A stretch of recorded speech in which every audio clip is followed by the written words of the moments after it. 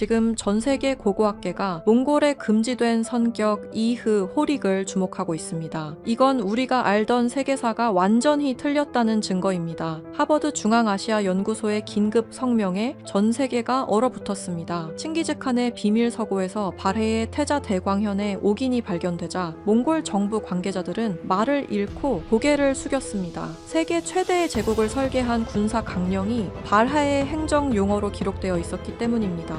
이건 대제국의 기원을 완전히 다시 써야 할 결정적 증거입니다. 1000년 전 누가 이 초원에 한민족의 흔적을 남긴 걸까요? 세계사를 송두리째 부정하는 전율의 발견, 지금 바로 시작합니다. 저는 몽골의 수도 울란바토르에서 15년간 가이드로 일해온 바트바야르라고 합니다. 광활한 초원과 쏟아지는 별들을 보여주며 수만 명의 관광객을 안내했지만 그 남자를 만난 날은 제 인생에서 가장 기묘한 예감이 들었던 날이었습니다. 칭기즈칸 국제공항의 입국장은 여느 때처럼 전 세계에서 온 사람들로 북적이고 있었습니다. 화려한 아웃도어를 입은 단체 관광객들과 고가의 카메라를 든 촬영팀 사이에서 유독 이질적인 분위기를 풍기는 한 남자가 서 있었습니다. 그는 선글라스도 쓰지 않았고 여행자의 설렘 같은 건 티끌만큼도 찾아볼 수 없는 얼굴이었습니다. 무릎까지 내려오는 낡은 카키색 코트에 흙먼지가 잔뜩 묻은 군용 배낭을 맨 그의 눈은 무언가 거대한 진실을 쫓는 사냥꾼처럼 차갑고도 날카롭게 빛나고 있었습니다. 저는 그에게 다가가 예약된 이름을 확인했습니다. 표인석 교수님 되십니까? 제가 묻자 그는 짧게 고개를 끄덕이며 배낭을 고쳐맸습니다.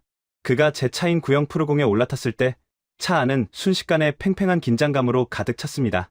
그는 자리에 앉자마자 품 안에서 낡은 가죽 지도 한 장을 꺼내 펼쳤습니다. 그 지도의 모서리에는 일반적인 몽골의 지도에서는 볼 수 없는 기묘한 표식이 있었습니다. 용의 형상 같기도 하고 구름 문양 같기도 한 그 푸른색 자수 표식을 보는 순간 제 가슴 한구석이 서늘해졌습니다.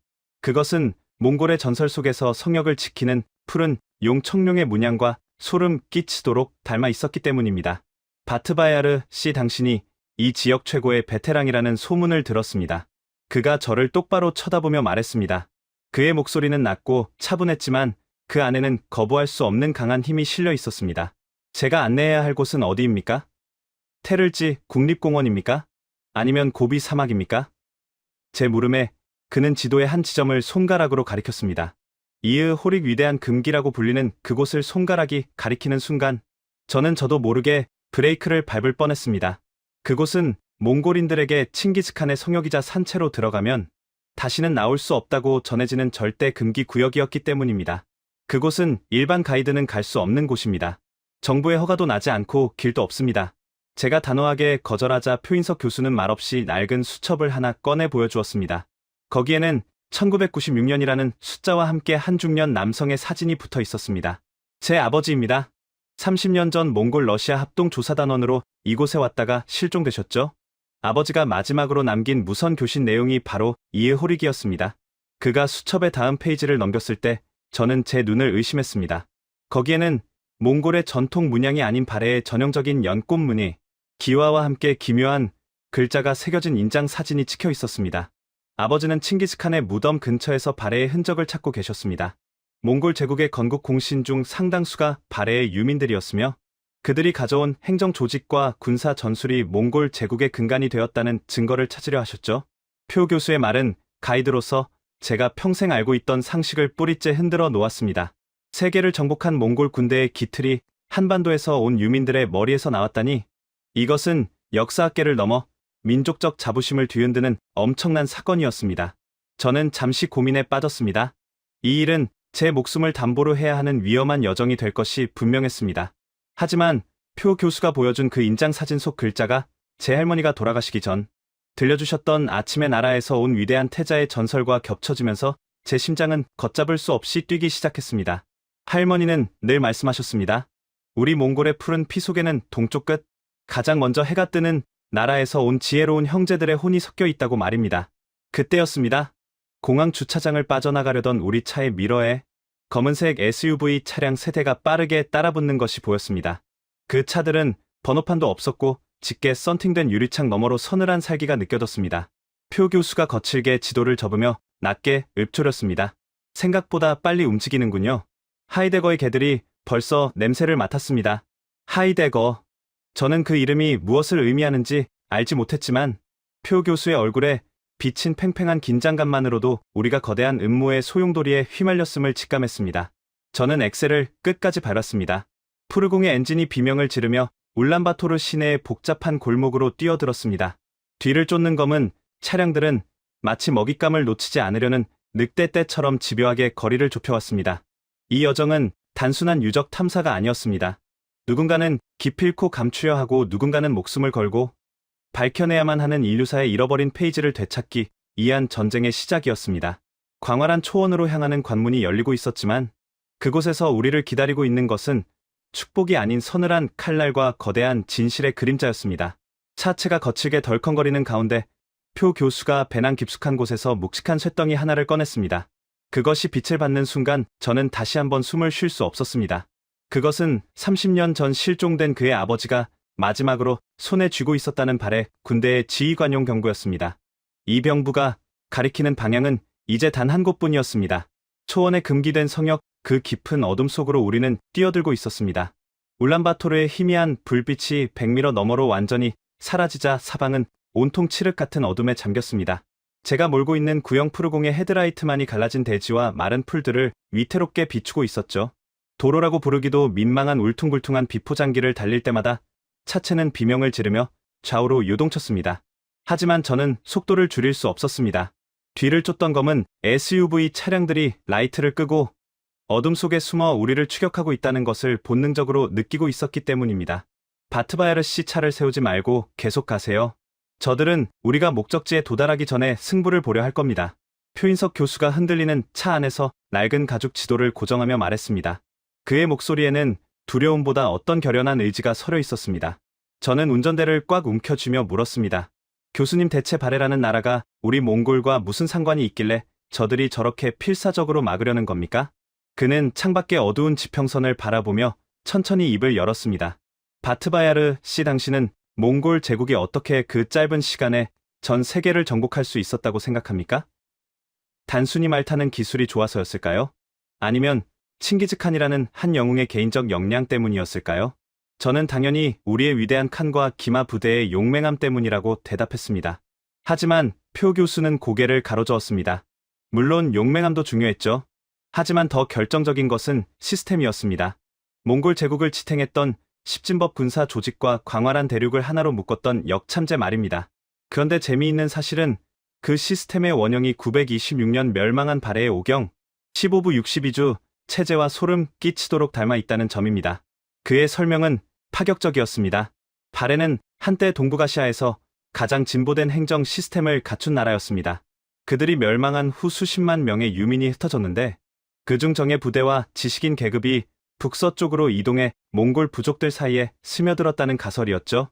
그들이 가져온 고도의 통치 기술과 군사 전략이 흩어져 있던 몽골 부족들을 하나로 묶고 대제국으로 성장시키는 촉매제가 되었다는 이야기였습니다. 발해의 태자 대광현은 공식적으로는 고려로 망명한 것으로 기록되어 있습니다. 하지만 비공식적인 사료들에 따르면 그와 함께 움직였던 핵심 참모들과 특수부대원들이 북쪽 초원으로 향했다는 기록이 존재합니다. 그들은 자신들의 나라를 멸망시킨 세력에 복수하기 위해 훗날을 도모하며 몽골 부족의 기틀을 닦았죠. 칭기즈칸의 가문인 보르지긴 씨족의 초기 형성 과정에 이 발해 유민들의 흔적이 깊게 배어 있습니다. 저는 뒷목이 쭈뼛서는 기분이었습니다. 제가 어릴 적 할머니에게 들었던 전설이 떠올랐기 때문입니다. 할머니는 늘 우리 조상들이 동쪽 끝 아사달에서 온 위대한 스승들에게 글과 법을 배웠다고 말씀하시곤 했습니다. 저는 그저 아이들을 달래기 위한 옛날 이야기라고만 생각했지 그것이 실제 역사와 연결될 것이라고는 꿈에도 생각지 못했습니다. 교수님, 그럼 저 뒤에서 우리를 쫓는 하이데거라는 놈들은 뭡니까? 제가 묻자 표 교수의 눈빛이 차갑게 가라앉았습니다. 하이데거 재단은 표면적으로는 유럽의 문화유산 보호 단체를 표방하지만 실체는 다릅니다. 그들은 유라시아 대륙의 역사를 철저히 서구 중심이나 특정 강대국의 이해관계에 맞춰 재편하려는 비밀 결사입니다. 만약 몽골 제국의 뿌리의 발해와 한민족의 정신이 깃들어 있다는 사실이 만천하에 공개된다면 그들이 수십 년간 쌓아온 역사 공정의 탑이 무너지고 맙니다. 그래서 저들은 제 아버지를 죽였고 이제는 저와 이 진실을 없애려 하는 겁니다. 그 순간 차츠가 커다란 구덩이를 들이받으며 공중으로 붕 떴습니다. 화광하는 굉음과 함께 차 안의 장비들이 쏟아졌고 저는 필사적으로 핸들을 돌려 중심을 잡았습니다. 뒤를 돌아보니 어느새 라이트를 켠 검은 SUV 한 대가 우리 차 꽁무니를 바짝 추격하고 있었습니다. 놈들은 막다른 길로 우리를 몰아넣을 기세였습니다. 바트바야르 씨, 여기서부터는 제가 길을 안내하겠습니다. 왼쪽으로 꺾으세요. 저 바위벽 사이로 좁은 틈이 보일 겁니다. 표 교수의 지시에 저는 망설임 없이 핸들을 꺾었습니다. 푸르공이 날카로운 비명 소리를 내며 거친 암석지대로 파고들었습니다. 놈들의 SUV는 덩치가 커서 따라오기 힘든 좁은 길이었죠. 하지만 위기는 끝나지 않았습니다. 험난한 지형을 돌파하며 한참을 달렸을 때 눈앞에 펼쳐진 것은 끝이 보이지 않는 거대한 낭떠러지였습니다. 막다른 길이었습니다. 저는 급브레이크를 밟았고 차는 절벽 끝에서 아슬아슬하게 멈춰섰습니다. 타이어 밑으로 돌멩이들이 굴러떨어지는 소리가 불길하게 울려 퍼졌습니다. 뒤를 돌아보니 놈들의 차 2대가 이미 우리를 포위하고 문을 열고 내리고 있었습니다. 검은 전술복을 입은 남자들이 총을 겨누며 천천히 다가왔습니다. 이제 모든 것이 끝났다고 생각한 순간 표 교수가 품 안에서 작은 금속 원통 하나를 꺼냈습니다. 그것은 단순한 장비가 아니었습니다. 배낭에서 꺼냈던 발해의 병부를 금속 원통에 결합하자 그 접합 부위에서 은은한 푸른 광채가 피어나기 시작했습니다. 바트바야르 씨, 아직 포기하지 마세요. 우리 조상들이 이 성역을 지키기 위해 만들어 놓은 장치가 있을 겁니다. 표 교수가 원통을 비틀자 절벽 아래 깊은 어둠 속에서 마치 잠들었던 괴수가 깨어나는 듯한 묵직한 진동이 발밑에서부터 느껴졌습니다. 놈들이 방아쇠를 당기려는 찰나 우리가 서 있던 지면 자체가 거대한 기계 장치처럼 움직이기 시작했습니다. 발밑에서부터 시작된 웅장한 진동이 온몸의 세포 하나하나를 흔들어 깨우는 기분이었습니다. 절벽 끝에 멈춰섰던 푸르공의 앞바퀴가 허공을 향해 기울어지는 찰나 저는 죽음을 직감하며 눈을 질끈 감았습니다. 하지만 예상했던 추락의 충격 대신 차체가 서서히 뒤로 미끄러지며 거대한 기계 장치의 톱니바퀴가 맞물리는 듯한 육중한 소리가 들려왔습니다. 서서히 눈을 뜨자 믿을 수 없는 광경이 펼쳐졌습니다. 우리가 막다른 길이라고 생각했던 절벽의 일부분이 안쪽으로 회전하며 거대한 입구를 드러냈고 푸르공은 그 안으로 자연스럽게 빨려 들어가고 있었습니다. 바트바야르 씨, 브레이크에서 발을 떼세요. 이 시스템은 조상들이 설계한 중력식 유도 장치입니다. 우리가 가진 병부의 파동이 입구의 센서를 깨운 겁니다.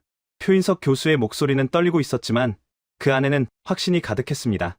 차가 완전히 동굴 안으로 진입하자 뒤쪽의 거대한 바위문이 다시 육중한 소리를 내며 닫혔습니다.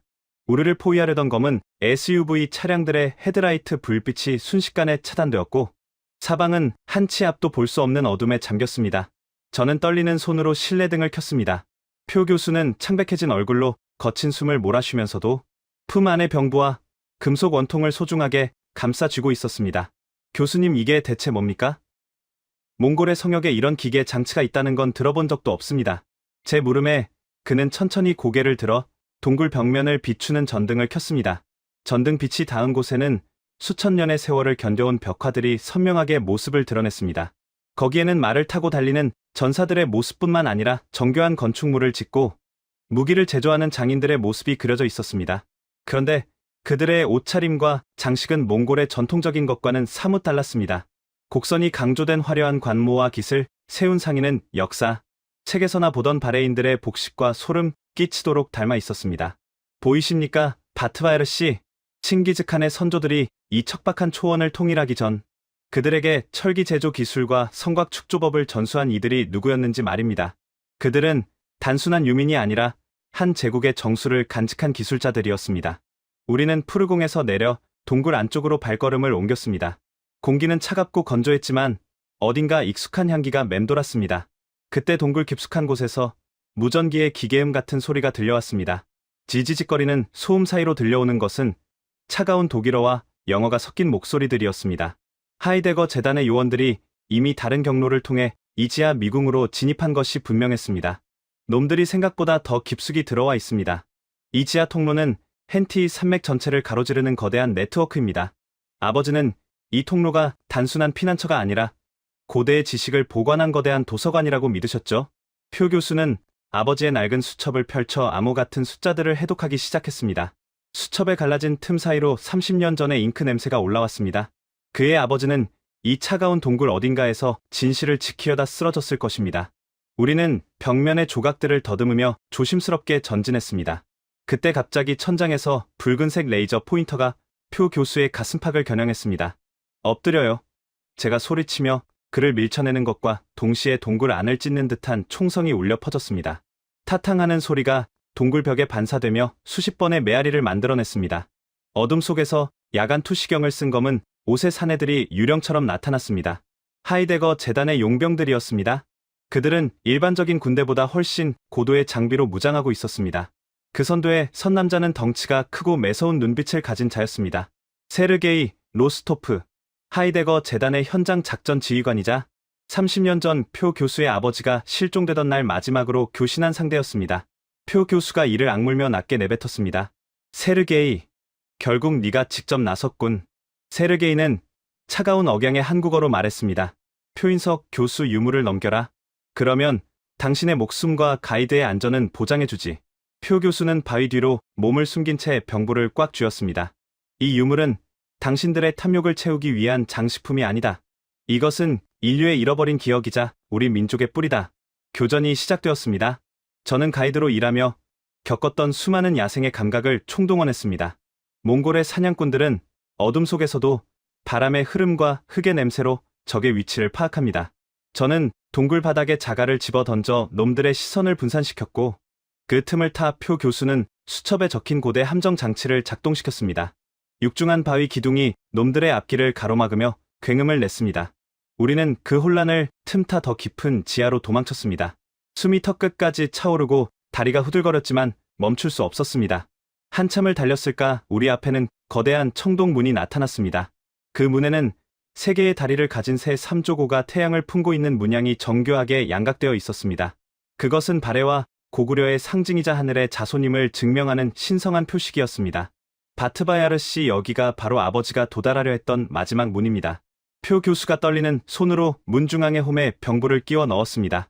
병부와 문이 맞물리자 푸른 빛이 문 전체를 타고 흐르며 기이한 문자들이 하나둘씩 깨어나기 시작했습니다. 그것은 우리가 쓰는 글자도 한자도 아닌 오직 발해의 집의 계급만이 공유했다는 비밀 문자 신지문이었습니다. 문이 천천히 열리며 그 너머에서 뿜어져 나오는 신비로운 광채에 우리 두 사람은 눈을 뜰 수 없었습니다. 하지만 그 빛 너머에서 우리를 기다리고 있는 것은 단순한 보물이 아니었습니다. 수천 권의 죽간과 파피루스 그리고 몽골 제국의 전략 지도가 벽면에 가득 차 있었고 그 중앙에는 칭기즈칸의 옥좌보다 더 높은 곳에 노인 하나의 인장이 있었습니다. 그런데 그 순간 제 귀에 들려온 것은 승리의 환호가 아니었습니다. 동굴 천장이 무너져 내릴 듯한 폭음과 함께 하이데거의 요원들이 설치한 폭탄이 터지는 소리였습니다. 놈들은 유물을 가질 수 없다면 차라리 파괴해버리겠다는 심산이었습니다. 무너져 내리는 돌더미 사이로 표 교수가 인장을 향해 몸을 날렸습니다. 저는 그를 붙잡으려 손을 뻗었지만 제 손끝에 닿은 것은 차가운 공기뿐이었습니다. 자욱한 먼지 구름 사이로 인장을 거머쥔 표 교수의 모습과 그 뒤를 바짝 쫓는 세르게이의 서늘한 칼날이 비쳤습니다. 이 거대한 역사적 발견의 순간에 우리는 죽음이라는 가장 오래된 적과 마주하고 있었습니다. 폭발의 충격파가 채 가시기도 전에 자욱한 먼지 구름이 동굴 안을 가득 메웠고 코끝을 찌르는 하양 냄새에 정신이 아득해졌습니다. 천장에서 떨어진 거대한 돌덩이가 우리가 방금 지나온 길을 완전히 가로막았죠. 하지만 그 공포스러운 순간에도 제 시선은 오직 한 곳 표인석 교수에게 고정되어 있었습니다. 그는 무너지는 돌더미 사이로 몸을 날려 중앙 석대 위에 놓인 옥빛 인장을 움켜쥐었습니다. 그 순간 세르게이의 차가운 칼날이 먼지 사이로 번뜩이며 그의 등 뒤를 노렸습니다. 교수님 피해요.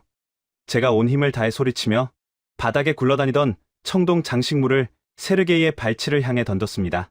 세르게이는 본능적으로 몸을 비틀었고 그의 칼날은 표 교수의 어깨를 간신히 스쳐 지나가 벽면에 불꽃을 일으켰습니다. 저는 그 틈을 놓치지 않고 달려가 표 교수의 팔을 잡아 끌며 석대 뒤편의 거대한 기둥 뒤로 몸을 숨겼습니다. 심장이 터질 듯이 뛰었습니다. 거친 숨을 몰아쉬며 표 교수를 바라보자 그는 피가 흐르는 어깨는 아랑곳하지 않은 채 품에 안은 인장을 보며 넋이 나간 표정을 짓고 있었습니다. 바트바야르 씨, 이것 좀 보세요. 이것은 단순한 금이나 옥이 아닙니다. 이것은 1000년 전 사라진 제국의 심장입니다. 그의 손에 들린 인장은 은은한 푸른 광채를 내뿜는 옥으로 만들어져 있었습니다. 손바닥을 가득 채우는 묵직한 크기의 인장 위에는 웅크린 채 하늘을 노려보는 푸른 용, 청룡이 정교하게 조각되어 있었죠. 그런데 소름 끼치는 것은 그 용의 눈이었습니다. 수정을 박아 넣은 듯 투명한 그 눈동자는 마치 살아있는 생명체처럼 우리를 빤히 들여다보는 것 같았습니다.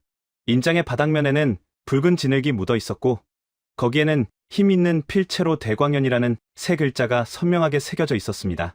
발해의 마지막 태자 대광현. 역사서에는 그가 고려로 망명했다고만 기록되어 있죠. 하지만 보십시오. 그의 인장이 왜 몽골 제국의 창시자인 칭기즈칸의 가장 비밀스러운 서고 정중앙에 놓여 있겠습니까? 이것은 그가 고려로 가기 전 혹은 그가 보낸 핵심 세력들이 이 초원의 지배 구조를 완전히 재편했다는 움직일 수 없는 증거입니다. 표 교수는 떨리는 손으로 인장 옆에 놓여있던 낡은 죽간 하나를 펼쳤습니다. 그 죽간에는 몽골어의 고대 형태와 발해의 문자가 나란히 적혀 있었습니다. 세상에, 이건 몽골 제국의 건국 강령입니다. 바트바야르 씨, 여기 적힌 내용을 보세요. 흩어진 부족을 하나로 모으는 십진법, 군사 체계와 대륙을 관통하는 통신망인 역참제의 설계도가 발해의 행정 용어로 설명되어 있습니다. 몽골 제국은 무에서 창조된 것이 아니었습니다. 멸망한 발해의 유민들이 가져온 고도의 통치 기술이 위대한 칸이라는 그릇을 만나 대제국으로 폭발한 것입니다. 저는 소름이 돋아 팔을 비벼댔습니다. 제가 매일 안내하던 마철로와 초원의 역사가 한순간에 뒤바뀌는 순간이었습니다. 우리가 자랑스러워하던 대제국의 기틀이 사실은 동쪽 형제들의 지혜에서 비롯되었다는 사실은 몽골인인 저에게도 거대한 충격이자 묘한 동질감을 불러일으켰습니다. 하지만 감동에 젖어 있을 시간은 없었습니다. 역사는 승자의 전유물이다. 패배자의 흔적 따위가 위대한 제국의 기원이 될 수는 없지. 무너진 돌무더기 너머에서 세르게이의 차가운 목소리가 들려왔습니다. 그는 먼지를 털어내며 총을 다시 장전하고 있었습니다. 그의 뒤로는 검은 옷을 입은 요원들이 전술 라이트를 비추며 우리를 압박해오고 있었습니다. 세르게이, 당신도 학자라면 이 진실의 가치를 알 텐데. 표 교수가 외쳤습니다. 세르게이는 비열한 미소를 지으며 대답했습니다. 진실은 힘이 만드는 것이다. 하이데거 재단은 유라시아의 질서를 지키기 위해 존재한다. 몽골 제국의 신비는 오직 초원에 관계여야만 해. 거기에 정교한 한민족의 행정 시스템이 섞여 있었다는 사실은 유럽과 아시아의 경계를 무너뜨리는 위험한 불씨일 뿐이다. 놈들의 총구가 우리를 향했습니다. 그 순간 표 교수가 인장의 용 조각 머리 부분을 강하게 눌렀습니다. 그러자 인장에서 강렬한 푸른 빛이 뿜어져 나오며 동굴 전체에 숨겨져 있던 청동 거울들에 반사되기 시작했습니다. 눈을 멀게 할 듯한 빛의 파동이 동굴 안을 휩쓸었고 놈들은 비명을 지르며 눈을 가렸습니다. 지금입니다. 바트바야르 씨. 저 뒤쪽 벽면에 청룡 조각을 밀어내세요. 저는 표 교수의 외침에 본능적으로 움직였습니다.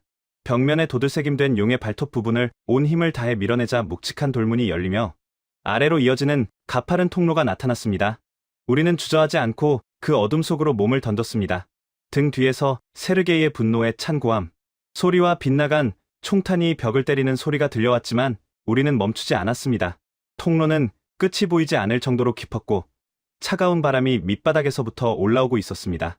한참을 미끄러지듯 내려간 끝에 우리를 맞이한 것은 지하 깊은 곳을 흐르는 거대한 강줄기였습니다.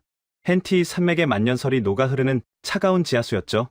이 강은 지상의 온기 강으로 연결됩니다. 이 길만이 놈들을 따돌릴 유일한 방법입니다. 표 교수는 젖은 옷을 움켜쥐며 말했습니다. 그의 손에는 여전히 대광현의 인장이 꽉 쥐어져 있었습니다. 그 푸른 옥빛은 이제 희미해졌지만 그 안에 담긴 천년의 진실은 이제 막 세상을 향해 고개를 들 준비를 하고 있었습니다. 우리는 낡은 가죽 가방을 튜브 삼아 차가운 물속으로 뛰어들었습니다. 어둠 속을 흐르는 물살은 거칠고 빨랐습니다. 바위에 부딪히고 물을 삼키며 사투를 벌이는 와중에도 저는 생각했습니다. 이 강물은 천년 전 발해의 유민들이 흘렸을 눈물일지도 모른다고 말입니다. 그리고 이제 그 눈물이 기쁨의 환호로 바뀔 시간이 다가오고 있었습니다. 하지만 수면 위로 빛이 보이기 시작할 무렵 강가에는 우리가 예상치 못한 또 다른 그림자들이 기다리고 있었습니다. 놈들은 결코 포기를 모르는 사냥개들이었습니다. 차가운 지하 강물이 폐부 깊숙이 밀려드는 것 같았습니다. 영하의 기온보다 더 시린 만년설 녹은 물이 전신을 마비시켰지만 저는 필사적으로 수면을 향해 팔을 저었습니다. 마침내 수면 위로 머리를 내밀었을 때 저를 맞이한 것은 평화로운 초원의 밤 공기가 아니었습니다. 칠흑 같은 어둠을 찢어발기는 강렬한 서치라이트의 불빛과 귀를 멍하게 만드는 헬리콥터의 프로펠러 굉음이었습니다. 바트바야르 씨, 여기요. 먼저 물가로 기어 올라간 표인석 교수가 젖은 손을 뻗어 저를 끌어올렸습니다. 우리는 온몸을 떨며 강가 자갈밭에 쓰러지듯 누워 거친 숨을 몰아쉬었습니다.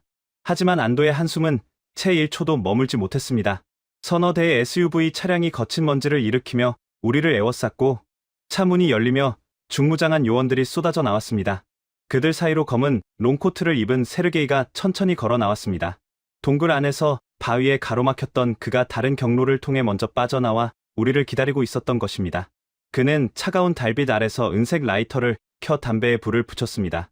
불꽃이 일렁일 때마다 그의 눈 속에 서린 잔혹한 탐욕이 번뜩였습니다. 강단에서 펜대나 굴리던 학자치고는 제법이군. 표 교수. 그 차가운 강물을 타고 여기까지 나오다니. 세르게이의 한국어는 소름 끼칠 정도로 유창했습니다. 그는 연기를 길게 내뿜으며 우리를 내려다보았습니다. 표 교수는 떨리는 몸을 억지로 일으켜 세우며 품 안에 대광연 인장을 더 세게 움켜쥐었습니다. 세르게이, 당신이 감추려 했던 진실이 이제 내 손에 있다. 이 인장이 세상에 공개되는 순간 당신들이 세워놓은 거진 역사의 성벽은 무너질 것이다. 표 교수의 외침에 세르게이는 낮게 킥킥거리며 웃었습니다. 그 웃음소리는 헬기 소음에 섞여 기괴하게 들려왔습니다. 진실이라니 여전히 순진하군. 사람들은 진실을 원하는 게 아니라 자신들의 위대함을 증명해줄 이야기를 원할 뿐이다. 몽골 제국의 기상이 한반도 북쪽의 작은 유민들로부터 시작되었다는 이야기는 누구에게도 환영받지 못해. 그것은 동북아시아의 지정학적 질서를 뒤흔들고 우리가 공들여 만든 역사적 우월주의를 훼손하는 불온한 상상력일 뿐이지. 세르게이는 천천히 권총을 꺼내 들었습니다. 하이데거 재단은 단순한 유물 도둑이 아니다. 우리는 역사의 정원사지. 세계라는 거대한 정원에서 잡초처럼 자라나는 위험한 진실들을 뽑아내는 것이 우리의 임무다. 당신 아버지가 그랬던 것처럼 당신도 그 잡초와 함께 묻히게 될 거다. 그 순간 표 교수가 품 안에서 젖은 수첩을 꺼냈습니다. 그의 아버지가 마지막까지 손에 쥐고 있었다는 그 낡은 기록이었습니다. 내 아버지는 잡초가 아니었다. 그는 역사의 거대한 강줄기를 찾았던 선구자였다. 당신이 빼앗아 간 수첩의 마지막 페이지, 그게 무슨 뜻인지 아직도 모르겠나? 세르게이의 눈썹이 꿈틀했습니다. 표 교수는 피 묻은 손으로 수첩의 가장 뒷면, 찢어진 흔적이 선명한 부분을 가리켰습니다. 아버지는 당신들이 유물을 가로챌 것을 알고 계셨다. 그래서 가장 중요한 해독 키를 인장의 내부 구조에 심어두셨지. 당신들이 아무리 인장을 가져가 본들 내 아버지의 연구 데이터 없이는 그건 그저 평범한 옥덩어리에 불과해. 세르게이의 얼굴이 순식간에 일그러졌습니다. 거짓말 마라. 그 늙은이는 끝까지 입을 열지 않았어. 입을 열지 않은 게 아니라 기록을 남기지 않은 거다. 모든 데이터는 이 인장의 푸른 용 조각 안에 내장된 미세한 구조와 내 머릿속에만 존재하니까. 표 교수의 도발에 세르게이는 평정심을 잃고 요원들에게 손짓했습니다. 당장 저놈을 잡아. 인장은 훼손되지 않게 주의하고. 요원들이 우리를 향해 덮쳐오던 그 찰나, 저는 바닥에 흩어져 있던 날카로운 차도를 집어들고 표 교수의 앞을 막아섰습니다. 몽골의 거친 산에서 자란 저에게 이런 싸움은 낯선 것이 아니었습니다. 저는 첫 번째로 달려든 요원의 발목을 걷어차며 중심을 무너뜨렸고 그의 무릎을 강하게 타격했습니다. 동시에 표 교수는 인장의 특정 부위를 강하게 압박했습니다. 그러자 인장에서 아까 동굴에서 보았던 것보다 훨씬 강렬한 푸른 섬광이 뿜어져 나왔습니다. 눈을 뜰 수 없을 정도로 찬란한 빛의 파동이 사방으로 퍼져 나가자 주변 요원들은 비명을 지르며 눈을 가렸고 서치라이트 전구가 펑소리를 내며 박살났습니다. 동굴 안에서 청동 거울에 반사되었던 것과 같은 원리의 빛이었지만 야외에서 터져 나오니 그 위력은 상상을 초월했습니다. 지금이에요. 바트바야르 씨. 차로 뛰세요. 어둠 속에서 표 교수의 목소리가 들렸습니다. 저는 그의 팔을 잡고 놈들의 차량 중 가장 끝에 서 있던 검은색 SUV를 향해 달렸습니다. 운전석에 앉아 있던 요원을 끌어내리고 핸들을 잡았습니다. 엔진이 으르렁거리는 소리와 함께 우리는 자갈밭을 박차고 나갔습니다. 뒤에서 세르게이의 분노에 찬 총성이 울려 퍼졌습니다. 탕탕 소리가 차체에 박히며 소름 끼치는 금소금을 냈습니다. 사이드미러가 날아갔지만 저는 멈추지 않았습니다. 헬기가 위에서 우리를 비추며 끈질기게 따라붙었습니다. 교수님, 수첩의 마지막 페이지 이야기는 진짜였습니까? 제가 운전대를 꽉 잡으며 묻자 표 교수는 창백한 얼굴로 인장을 내려다보며 희미하게 웃었습니다. 반은 진짜고 반은 블러핑이었습니다. 하지만 아버지가 남긴 마지막 메시지는 분명해요. 진실은 스스로를 지키는 힘이 있다는 것. 그리고 그 진실을 전달할 사람이 반드시 나타날 거라는 믿음 말입니다. 그때 표 교수가 저를 바라보며 말했습니다. 동굴에 들어가기 전에 아버지의 수첩에 적힌 비상 연락망으로 데이터를 전송해 두었습니다. 인장의 사진과 아버지의 연구 기록 일부를 한국의 연구기관에 보낸 겁니다. 만약 우리가 여기서 죽더라도 진실만은 살아남을 수 있도록 말이죠. 저는 그제야 그가 동굴 입구에서 잠시 휴대폰을 만지작거리던 모습을 떠올렸습니다. 우리는 이제 칠흑 같은 몽골 초원의 한가운데로 뛰어들었습니다. 도로는 없었습니다. 오직 감각과 별빛의 의지에 질주해야 했습니다. 하지만 뒤를 쫓는 헬기의 소음은 점점 더 가까워졌고 지평선 너머에서는 또 다른 헤드라이트 불빛들이 우리를 가로막으려 나타나고 있었습니다. 영하 30도의 혹한이 차창 틈으로 스며들었습니다. 젖은 옷이 얼어붙으며 피부를 파고들었지만 저는 가속 페달을 더 깊게 밟았습니다. 이 초원의 끝에서 우리를 기다리는 것이 구원일지 아니면 또 다른 함정일지는 알 수 없었습니다. 하지만 제 옆에서 인장을 꼭 쥐고 있는 표 교수의 눈빛에서 저는 보았습니다. 1000년 전 발해의 전사들이 태평양과 초원을 건너며 품었을 그 불굴의 의지를 말입니다. 그때였습니다. 차체의 무전기에서 지지직거리는 소음과 함께 익숙한 언어가 흘러나왔습니다. 하이데거의 요원들이 아닌 전혀 예상치 못한 곳에서 걸려온 교신이었습니다. 여기는 독수리 하나 타깃 차량을 확인했다. 지원 사격 준비 라고 한국어로 말했습니다. 저는 거울을 보았습니다. 우리 뒤를 쫓던 헬기 옆으로 또 다른 헬기 한 대가 빠른 속도로 접근하고 있었습니다. 그것은 몽골 정부의 문장도 하이데거의 로고도 아닌 선명한 태극 문양이 새겨진 헬기였습니다. 드디어 표 교수가 보낸 데이터가 한국에 닿은 것일까요? 아니면 이것 또한 놈들이 파놓은 더 거대한 덫의 일부일까요? 혼란스러운 상황 속에서 저는 눈앞에 나타난 거대한 빙판기를 향해 핸들을 꺾었습니다. 이제부터는 인간의 의지가 아닌 대자연과 운명이 결정할 시간이었습니다. 눈앞에 펼쳐진 것은 거대한 거울 같은 빙판이었습니다. 헨티 산맥의 줄기를 타고 내려오는 온기하, 강은 영하 30도의 혹한에 단단히 얼어붙어 검푸른 빛을 띠고 있었죠. 저는 망설이지 않고 핸들을 꺾어 그 빙판 위로 SUV를 몰아넣었습니다. 타이어가 비명을 지르며 미끄러졌지만 저는 엑셀을 조절하며 차체의 중심을 잡았습니다. 이 빙판 아래 어딘가에 1000년 전 발해의 유민들이 건넜을 길이 잠들어 있을 거라는 믿음 하나뿐이었습니다. 바트바야르 씨, 저 뒤를 보세요. 표인석 교수가 뒷창문을 보며 외쳤습니다. 서치라이트의 강렬한 불빛이 빙판 위를 휩쓸며 우리를 쫓고 있었습니다. 세르게이의 SUV 세대가 대형을 유지하며 우리 뒤를 바짝 따라붙었습니다. 그들의 차는 최신형 윈터 타이어로 무장되어 있었고 빙판 위에서도 놀라운 속도로 거리를 좁혀왔습니다. 헬리콥터의 굉음은 더욱 낮게 깔리며 우리 차 지붕을 누르는 듯한 압박감을 주었습니다. 하지만 하늘에서 내려온 구원병의 활약이 시작되었습니다. 태극 문양이 선명한 헬리콥터가 하이데거 재단의 헬기 옆으로 붙으며 이어 비행을 시작했습니다. 여기는 대한민국 긴급 대응팀이다. 하이데거 재단의 헬기는 즉시 항로를 이탈하라. 이것은 국제법상 정당한 보호 조치다. 라고 한국어로 말했습니다. 무전기를 통해 들려오는 한국어는 단호하고 위험이 있었습니다. 하지만 세르게이는 포기할 기색이 없었습니다. 오히려 요원들에게 명령을 내리는 듯 지상의 SUV들이 우리를 에워싸며 밀어붙이기 시작했습니다. 쾅하는 굉음과 함께 차체가 크게 흔들렸습니다. 놈들의 차가 우리 차 옆면을 들이받은 것입니다. 교수님, 꽉 잡으세요. 저는 핸들을 좌우로 털며 빙판 위에서의 드리프트를 시도했습니다. 이 빙판의 두께는 위치마다 다릅니다. 가이드로 일하며 익힌 감각으로 어디가 단단하고 어디가 위험한지 저는 알고 있었습니다. 저는 일부러 얼음이 얇게 얼어붙은 강 중심부의 여울목 쪽으로 차를 몰았습니다. 뒤따라오던 세르게이의 차 한 대가 무리하게 안쪽으로 파고들었습니다. 그 순간 빠직하는 소름 끼치는 소리가 헬기 소음을 뚫고 들려왔습니다. 수톤 무게의 SUV를 견디지 못한 얼음판이 거미줄처럼 갈라지기 시작했습니다. 놈들의 차는 비명을 지르며 차가운 강물 속으로 서서히 가라앉았습니다. 한 대 처리했습니다. 제가 외쳤지만 기뻐할 틈은 없었습니다. 세르게이가 탄 메인 차량은 영리하게도 제 궤적을 피해 우회하며 다시 거리를 좁혀왔기 때문입니다. 창밖으로 총알이 빗발쳤습니다. 탕탕 소리가 날 때마다 차 유리에 하얀 금이 가기 시작했습니다. 표 교수는 피가 흐르는 어깨를 움켜쥔 채 대광연의 인장을 수건으로 감싸 안았습니다. 그의 얼굴은 고통으로 일그러져 있었지만 눈빛만은 불타오르고 있었습니다. 바트바야르 씨, 저 앞에 바위 절벽 쪽으로 가세요. 거기에 30년 전 아버지가 남긴 수첩의 마지막 단서가 가리키는 숨겨진 지점이 있습니다. 저는 그의 지시에 따라 얼어붙은 강을 가로질러 절벽 아래 좁은 틈으로 차를 몰았습니다. 바위 틈 사이로 강한 바람이 불어오고 있었고 그 바람은 마치 우리를 부르는 천년 전의 외침처럼 들렸습니다. 차가 바위 틈 입구에 도달했을 때 저는 급브레이크를 밟았습니다. 더 이상 차가 들어갈 수 없는 좁은 통로였습니다.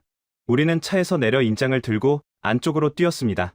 뒤에서는 세르게이와 그의 요원들이 차에서 내려 우리를 쫓아오고 있었습니다. 표 교수, 거기 서라. 진실을 가지고 도망칠 수 있을 것 같나? 세르게이의 분노에 찬 고함이 좁은 바위 골짜기에 메아리쳤습니다. 우리는 미끄러운 바위 위를 달리고 또 달렸습니다. 영하 30도의 추위는 이제 느껴지지도 않았습니다. 오직 심장이 터질 듯한 고동 소리와 거친 숨소리만이 귓가를 가득 채웠습니다. 통로의 끝에 다다랐을 때 우리 앞에는 거대한 얼음 폭포가 나타났습니다. 꽁꽁 얼어붙은 물줄기가 거대한 커튼처럼 앞을 가로막고 있었죠. 교수님, 여긴 막혔습니다. 제가 절망적으로 말하자 표 교수는 빙긋이 웃으며 인장에 푸른 용 조각을 얼음 폭포의 특정 지점에 갖다 댔습니다. 그러자 놀라운 일이 벌어졌습니다. 인장에서 뿜어져 나온 푸른 빛이 얼음 속으로 투과되며 폭포 내부에 숨겨져 있던 청동판들이 반응하기 시작했습니다. 징하는 낮은 진동과 함께 얼음 폭포의 일부분이 회전하며 사람 한 명이 겨우 들어갈 수 있는 틈을 열었습니다. 이곳은 발해의 유민들이 초원을 건너며 마지막으로 지식을 보존했던 냉동 보관소입니다. 아버지는 이곳의 좌표를 찾기 위해 평생을 바치셨죠. 우리가 안으로 들어가는 순간 등 뒤에서 총소리가 울렸습니다. 타앙하는 소리와 함께 표 교수의 다리 옆바닥이 튀어 올랐습니다. 세르게이가 어느새 폭포 앞까지 쫓아온 것입니다. 그의 눈은 이제 이성을 잃고 광기에 젖어 있었습니다. 그 인장을 내놔. 아니면 여기서 모두 죽게 될 거다. 세르게이가 방아쇠를 당기려는 찰나 하늘 위를 선점하고 있던 한국 대응팀의 헬기에서 강렬한 섬광탄이 투하되었습니다. 눈을 멀게 하는 백색 광이 폭포 앞을 뒤덮었고 세르게이와 요원들은 비명을 지르며 눈을 가리고 쓰러졌습니다. 지금입니다. 들어가세요. 우리는 얼음 폭포 안쪽의 비밀 공간으로 뛰어들었습니다. 문이 닫히기 직전 저는 세르게이가 바닥을 치며 절규하는 모습을 보았습니다. 그는 역사를 지배하려 했지만 결국 역사의 거대한 흐름 앞에 무릎을 꿇은 가련한 약탈자에 불과했습니다. 폭포 안쪽은 외부의 혹한이 느껴지지 않을 정도로 아늑하고 고요했습니다. 벽면을 가득 채운 것은 얼음 속에 박제된 듯 선명한 상태로 보존된 수천 권의 문서와 유물들이었습니다. 그리고 그 중앙에는 한국에서 급파된 대응팀의 요원들과 의료진이 이미 다른 입구를 통해 진입하여 우리를 기다리고 있었습니다.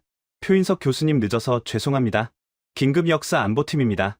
정장을 입은 남자가 다가와 표 교수의 어깨를 부축했습니다. 표 교수는 안도의 한숨을 내쉬며 인장을 그들에게 건넸습니다. 이제 됐습니다. 이 안에 담긴 천년의 진실이 드디어 세상의 빛을 보게 되겠군요. 저는 그 자리에 주저앉아 떨리는 손을 내려다보았습니다. 몽골의 가이드로 살며 수많은 별을 보았지만 오늘처럼 찬란하게 빛나는 역사의 별은 본 적이 없었습니다. 발해의 기상과 몽골의 용맹함이 만난 이 자리에서 우리는 더 이상 남이 아니었습니다. 우리는 한 줄기 피로 이어진 잃어버린 형제들이었습니다. 의료진이 제 상처를 살피고 따뜻한 담요를 덮어주었을 때 저는 비로소 긴장이 풀리며 정신을 잃어갔습니다. 하지만 멀어지는 의식 속에서도 표 교수가 저를 보며 속삭이던 말은 또렷하게 들려왔습니다. 바트바야르 씨, 고맙습니다.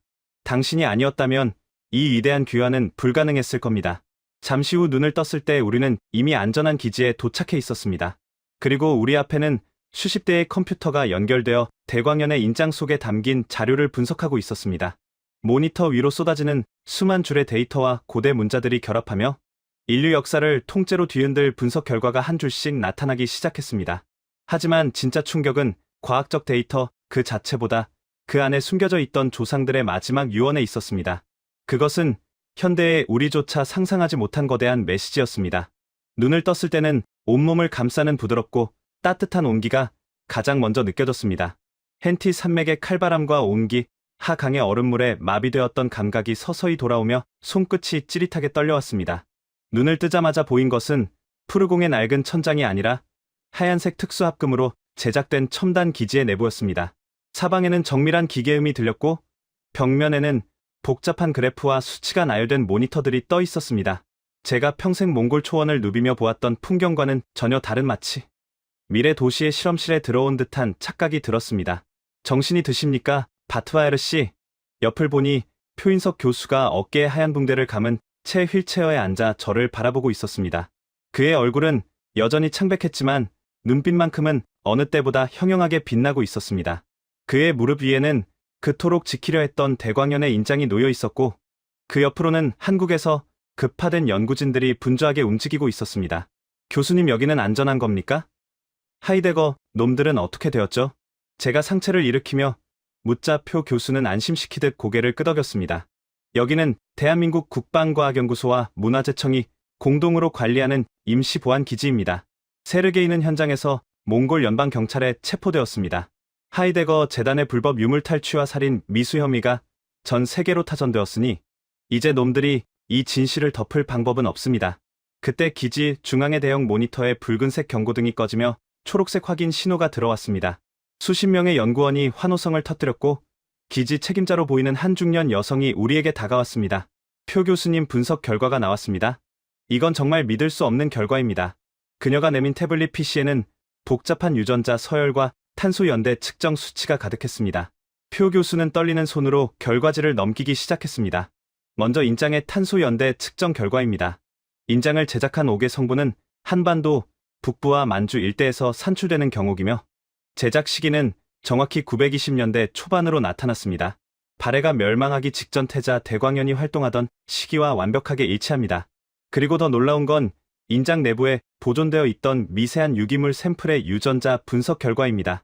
책임자가 화면을 전환하자 두 개의 유전자 지도가 겹쳐지며 일치도를 나타내는 수치가 치솟았습니다. 인장 손잡이 부분의 틈새에서 발견된 인골 조각과 현대 한국인, 그리고 우리 기지에 협조해준 몽골 보르직인 씨족 후예들의 유전자를 대조했습니다. 결과는 99.8%의 일치입니다. 미토콘드리아 하플로그룹 분석 결과 이들은 수천 년 전 동일한 목의 혈통에서 갈라져 나왔으며 특히 9세기에서 10세기 사이 한반도 북부에서 몽골 초원으로 대규모 혈연 이동이 있었음이 과학적으로 증명되었습니다. 저는 숨을 들이켰습니다. 과학이 증명한 것은 단순한 숫자가 아니었습니다. 그것은 제가 할머니께 들었던 전설이 그리고 표 교수가 주장했던 가설이 단순한 희망사항이 아닌 거대한 역사의 실체였다는 선언이었습니다. 몽골 제국의 황금 씨족이라 불리는 이들의 피 속의 발해에 기상이 흐르고 있었다는 사실 앞에 저는 몽골인으로서 말할 수 없는 전율과 묘한 동질감을 느꼈습니다. 여기서 끝이 아닙니다.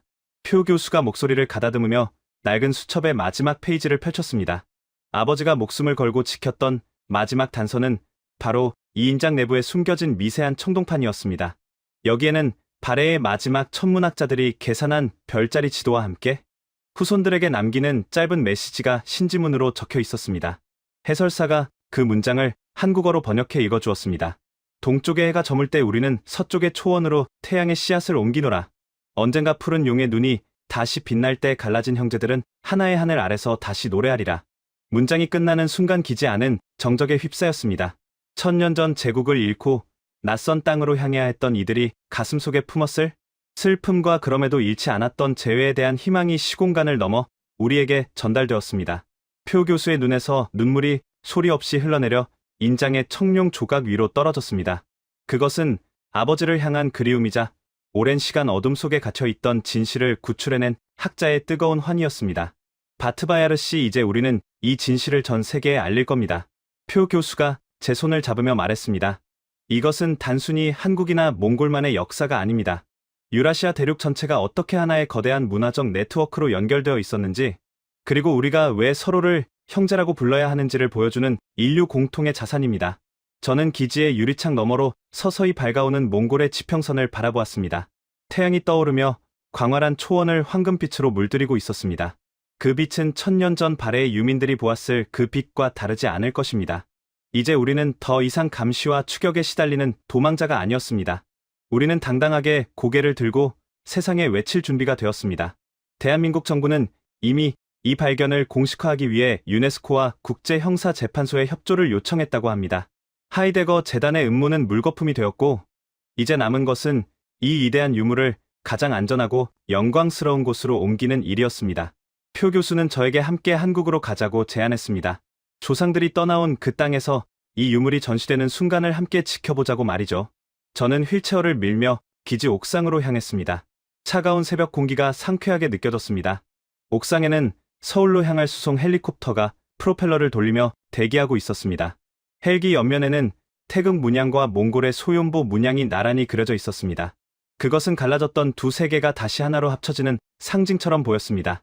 수송 헬기에 오르기 전 저는 마지막으로 헨티 산맥의 능선을 돌아보았습니다. 저 깊은 산속 어딘가에 아직 밝혀지지 않은 수많은 비밀이 잠들어 있겠지만 오늘 우리가 찾은 이 하나의 열쇠가 인류 역사의 거대한 문을 열었음을 저는 확신했습니다. 헬기가 이륙하며 기동을 시작하자 제 가슴 속에서도 알 수 없는 뜨거운 파동이 몰려왔습니다. 하지만 서울로 향하는 하늘길이 마냥 순탄치만은 않을 것이라는 직감이 들었습니다. 하이데거 재단의 수뇌부는 체포되었지만 그들이 전 세계에 심어놓은 보이지 않는 영향력은 여전히 학계와 언론을 장악하고 있을 것이기 때문입니다. 우리는 이제 물리적인 총칼이 아닌 논리와 증거라는 더 날카로운 무기를 들고 세상이라는 거대한 전장으로 나가야 했습니다. 표 교수는 제 어깨를 꽉 쥐며 창밖의 바다를 가리켰습니다. 저 푸른 물결 너머에 우리가 닿아야 할 목적지가 있었습니다. 천년의 기다림이 끝나는 곳, 그리고 새로운 역사가 시작되는 그곳 서울이 우리를 기다리고 있었습니다. 인천공항의 활주로에 바퀴가 닿는 순간 제 심장은 몽골의 거친 초원을 달릴 때보다 더 세차게 요동쳤습니다. 생전 처음 와보는 땅 하지만 제 조상들이 1000년 전 눈물을 머금고 떠나왔던 그 약속의 땅에 마침내 도착한 것입니다.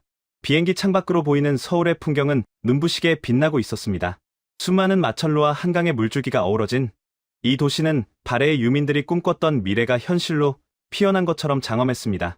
며칠 뒤 서울 국립중앙박물관 앞은 이른 새벽부터 인산인해를 이루었습니다.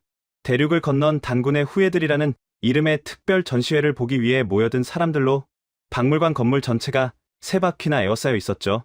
저는 표인석 교수와 함께 귀빈실에서 전시 개막을 기다리고 있었습니다. 표 교수는 이제 붕대를 풀고 정장을 차려입은 모습이었지만 그의 손에는 여전히 낡은 수첩과 대광연의 인장이 든 특수 가방이 꼭 쥐어져 있었습니다. 바트바야르 씨, 저 줄을 보세요. 우리 조상들이 남긴 진실을 확인하기 위해 저렇게 많은 형제가 모였습니다. 표 교수의 목소리가 감격에 젖어 가늘게 떨렸습니다.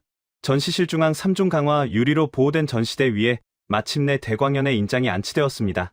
특수 조명을 받은 푸른 옥빛의 청룡은 마치 금방이라도 승천할 듯 찬란한 광채를 내뿜었습니다. 그 옆에는 몽골 헨티 산맥의 동굴에서 가져온 발해의 유물들과 이를 증명하는 최첨단 과학 분석 데이터들이 나란히 전시되었습니다. 하이데거 재단이 그토록 감추려 했던 진실이 이제 전 세계로 생중계되는 카메라 렌즈 앞에 당당히 모습을 드러낸 것입니다. 기자회견이 시작되자 표 교수는 단상에 올라 마이크를 잡았습니다. 존경하는 국민 여러분, 그리고 전 세계에서 이 순간을 지켜보고 계신 형제 여러분. 우리는 오랫동안 갇힌 역사를 배워왔습니다. 하지만 오늘 이 푸른 옥인이 증명합니다. 우리 조상들은 1000년 전 이미 대륙의 끝과 끝을 연결하며 새로운 세상을 설계했습니다.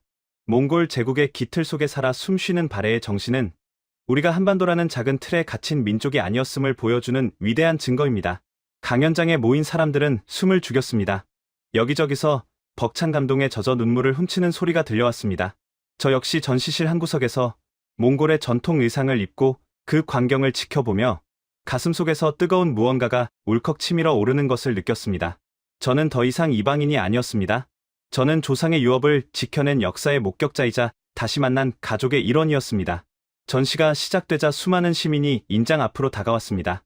어린아이의 손을 잡은 노인부터 젊은 학생들까지 모두가 그 푸른 빛 앞에서 고개를 숙이고 조상들의 고단했던 여정을 추모했습니다.